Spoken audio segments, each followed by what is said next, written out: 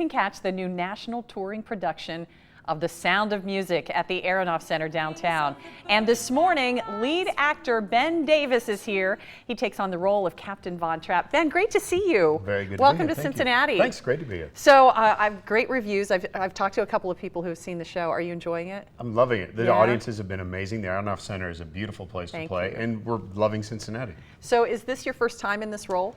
In this role, no. I've played it in a couple other productions before, but completely different. Our How's it director, different? well, our director is just kind of, every time that you see the captain, a lot of times he's played very stern, very disciplinary, and there's still that in there. But we've also chosen to highlight why he's that way instead. He's lost his wife. He now has 7 children. I was watching that section you had before about the kids, so I can feel that. 7 children. So we try to highlight and bring out different things. So he's not just a kind of a one-dimensional figure. How are you liking Cincinnati? The audiences here are very enthusiastic about our Broadway. The audiences are Yeah. amazing, and I know there's a great theater-going community here. I'm loving. It's changed so much. I was here with Spamalot years ago. Oh, I went to see that. Yeah, I saw you so in that. There's that. How wonderful. And a little bit of a different show.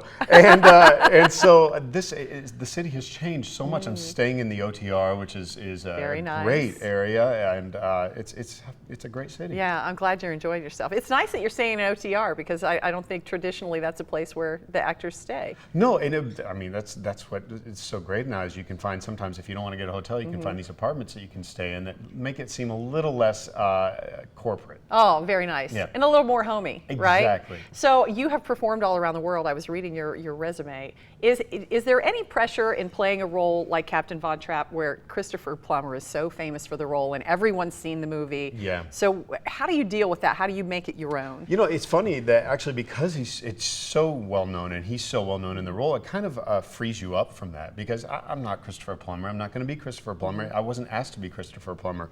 And so it allows me to bring myself to the role and as an actor, that's kind of the only thing you can do. If I was to go out and try to replicate Christopher Plummer and what he did in there, I'd fail miserably. Right. So. You've played some other big male roles like Curly in Oklahoma. Yeah. What are some of your favorites? You know, I did a production of La Boheme, the opera La Boheme on Broadway. A director named Baz Luhrmann who did Moulin Rouge and The Great Gatsby and these films, these amazing films directed. And because it was such a unique thing to have an opera on Broadway and stuff like that, I have to say that to this day, that's one of my favorite experiences. Well, you know, it's hard for people to get to New York, and Broadway tickets in New York can be so expensive. This is such a nice way for people to have access to great actors and great shows. What's it like to work with the kids and Kirsten, the Maria, who is just discovered for this show, right? I was at her final audition. I had already been cast, and they asked me to come in and audition with the final choice of Maria's.